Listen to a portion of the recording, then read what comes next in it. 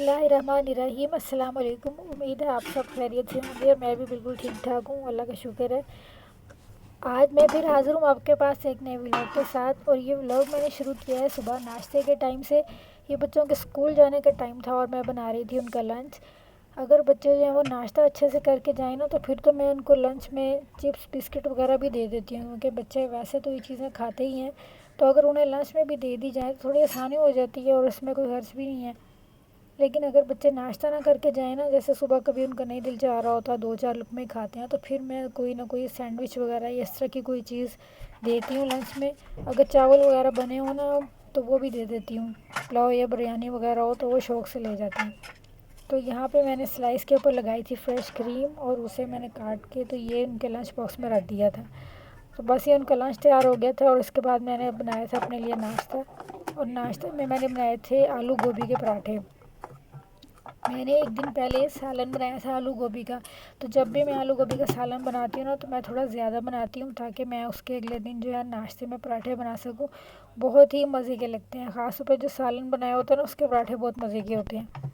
तो ये मैं निकाल रही थी और फोक से मैंने कर लिया इनको मैश। और इसको मैं फिर नमक मिर्च अपने हिसाब से थोड़ा ज़्यादा कर लेती हूँ, क्योंकि जब वो पराठे में लगता है तो फिर सालन वाला कम रह जाता है। तो मैंने इसमें नमक डाला, मिर्च डाली है। और ये मैं सब्ज़ मिर्च काट के डाल रही थी, क्योंकि अपने लिए बना रही थी। तो बीज मैंने इसमें से निकाल दिए थे, क्योंकि बहुत ही तीखी थी ये सब्ज़ मिर्च। तो मिर्च मैं जब भी काटती हूँ ना, तो मैं कैंची ज़रूर रखती हूँ किचन में, हमेशा कैंची से ही काटती हूँ, क्योंकि ये फिर हाथों पे लग जाती है और ख़्याल नहीं रहता पकाने में। कई दफ़ा मुंह पे हाथ लग जाता है या बाजू वगैरह पे लग जाए तो फिर वहाँ पे जलन सी होने लग जाती है। तो हमेशा कैंची रखनी चाहिए, उसी से सब्ज़ मिर्च काटा करें तो ये बहुत अच्छा रहता है। फोक से मैंने इसको सारे को मिक्स कर लिया है। ज़्यादा मैश नहीं करना, जो हलवा सा बन जाता है ना वो फिर पराठे में लगा हुआ अच्छा नहीं लगता। मैंने एक पेड़ा ले लिया, एक छोटे साइज़ का पेड़ा लेना है। अगर बड़े बड़े बना लेंगे ना तो फिर वो मोटे मोटे से पराठे बनते हैं और वो अच्छे नहीं लगते, इतने मज़े के नहीं लगते। तो इनके बीच में घी भी नहीं लगाना। नॉर्मल साइज़ से छोटे साइज़ का एक पेड़ा लेना है और उसके 2 हिस्से कर लें और उनको छोटा छोटा सा जो है वो उनका पेड़ा बना लें। और इसको बस ऐसा खुश्क ही पड़ा बनाना है। तो मैंने ये 2 पराठे बनाने थे, मैंने उसके लिए ये 4 जो हैं छोटे छोटे से बना लिए हैं पेड़े। अगर इनके बीच में भी घी लगा देंगे ना तो फिर जो पराठा है वो बहुत स्कील हो जाता है और खाने के बाद बहुत हैवी सा लगता है। तो अगर ये इसी तरह से बनाया जाए तो बहुत हल्के से और बहुत मज़े के पराठे बनते हैं और खाने के बाद आपको भी बहुत हल्का फील होगा, बिल्कुल भी ऐसा नहीं लगता कि आपने पराठा खाया है। तो ये इसी तरह से बनाया बनाया करें, इनके बीच में घी ना लगाएं। जो भी वीडियो बनती है ना उसमें बहुत मेहनत होती है और टाइम भी बहुत लगता है, क्योंकि वैसे जो काम हमने आधे घंटे में करना होता है ना, तो जब हम उसकी वीडियो बना रहे होते हैं तो वो काम जो है वो उससे डबल टाइम लग जाता है, 1 घंटा लग जाता है उसको करने में। तो आप सबसे रिक्वेस्ट है कि जो भी न्यू है वो मेरे चैनल को सब्सक्राइब कर दें और वीडियो पसंद आए तो उसे लाइक भी ज़रूर करें और कमेंट भी कर दें। और मैंने जो पेड़ा बेला था उसके ऊपर मैंने सालन में जो मसाले डाले थे वो उसके ऊपर लगा दिया। फोक से ही मैं इसको फैला दूंगी। और फिर दूसरा जो है पेड़ा हमने बेल के रखा था छोटा सा, उसको इसके ऊपर रख के जो साइडों से उसको अच्छे से दबा देंगे ताकि गोभी जो बाहर ना निकले। तो मुझसे ना इसी तरीके से अच्छे बनते हैं पराठे, जो वैसे अंदर लगा के पेड़े के बनाते हैं ना वो नहीं मुझसे सही बनते। तो मैं इसी तरीके से बनाती हूँ पराठे हर बार।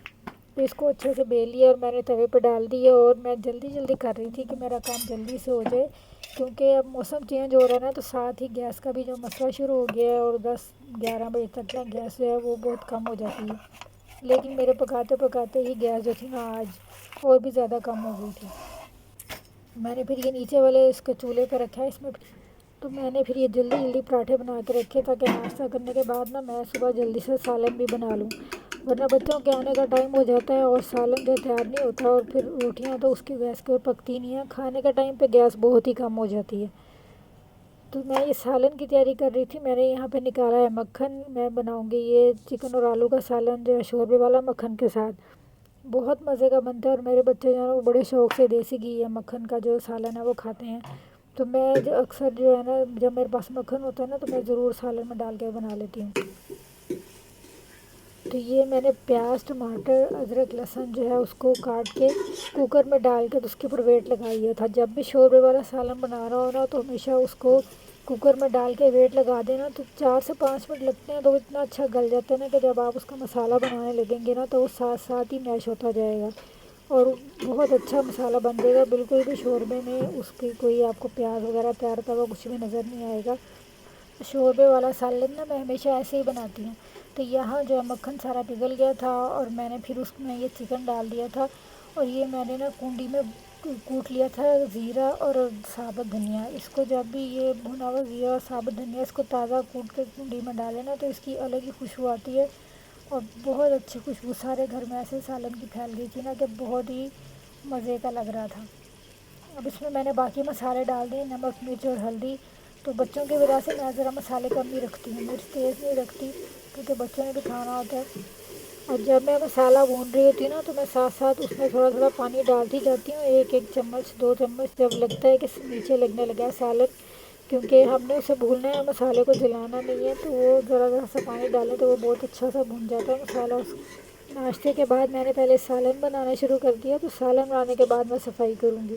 تو کل جب گیس کم ہو گئی تھی تو میں نے سوچا یہ نہ ہو کہ بچے آئیں اور کھانا تیار نہ ہو، تو روٹیاں تو بازار سے بھی آ سکتی ہیں لیکن سالن میں پہلے بنا لیتی ہوں تاکہ ٹینشن فری ہو جاؤں، اور پھر بعد میں آرام سے صفائی کرتی رہوں گی بچوں کے آنے تک۔ جو ورکنگ ڈیز ہوتے ہیں نا، جب اسکول لگے ہوتے ہیں، بچے اسکول جا رہے ہوتے ہیں، تو پھر میں بچوں سے چھوٹے چھوٹے کام ہی کرواتی ہوں، وہ کھانا لگا دیتے ہیں، اٹھا دیتے ہیں، یا پھر ڈسٹنگ وغیرہ کر لیتے ہیں، پودوں کو پانی دے دیتے ہیں، تو یہ بھی کافی ہیلپ ہو جاتی ہے۔ لیکن جب ویکینڈ آتا ہے نا تو پھر میں جو مشین وغیرہ لگاتی ہوں، جو بھی کام کرتی ہوں تو میں پھر بچوں کو اپنے ساتھ لگاتی ہوں ان کاموں میں، تاکہ میری بھی ہیلپ ہو اور بچوں کو بھی عادت پڑے کہ انہوں نے اپنی امی کی ہیلپ کرنی ہے اور کام کروانا ہے ساتھ۔ ہیلپر نہیں ہے کوئی بھی، میں اپنے سارے کام خود کرتی ہوں اور بچوں کو ساتھ لگاتی ہوں تاکہ ان کو بھی عادت پڑے کہ انہوں نے بھی ہیلپ کرنی ہے، کام کرنے ہیں گھر کے۔ تو یہ میں نے اس میں آلو اچھے سے بھون لیے تھے، اور اس کے بعد میں نے پانی ڈال کے پھر اس کے اوپر میں نے ویٹ لگا دیا تھا تاکہ یہ جلدی سے گل جائے، کیونکہ مجھے یہ تھا کہ گیس کم نہ ہو جائے۔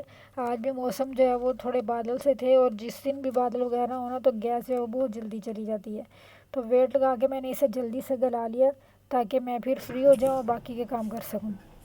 تو یہ سالن گل چکا تھا، صرف 5 منٹ کے لیے ویٹ لگانا پڑا اور پھر سالن گل گیا، اور میں نے ساتھ ہی روٹی بھی بنا کے رکھ لی کیونکہ گیس کا تو کوئی پتہ نہیں ہوتا، اتنی کم ہو جاتی ہے کم گیس پہ، پھر روٹی جو ہے وہ بہت سخت اور رکڑی سی بنتی ہے، پھر وہ اچھی نہیں لگتی۔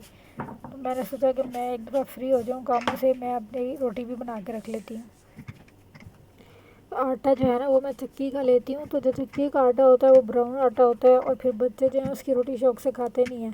اگر دوسرے آٹے کی ایک روٹی کھا لیتے نا تو اس کی آدھی کھاتے ہیں، تو میں پھر یہ کرتی ہوں کہ میں اس آٹے میں نا جو فائن آٹا ہوتا ہے نا وہ لے کے مکس کر دیتی ہوں، کہ اگر میں اس میں 5 کلو یہ آٹا لیا ہے تو پھر 2 کلو فائن آٹا لے کے وہ اس میں مکس کر دیا، تو اس طرح بچے جو ہے اس کی وہ روٹی اچھی بن جاتی ہے اور شوق سے کھا بھی لیتے ہیں، اور پھر خالص آٹا بھی مل جاتا ہے بچوں کو۔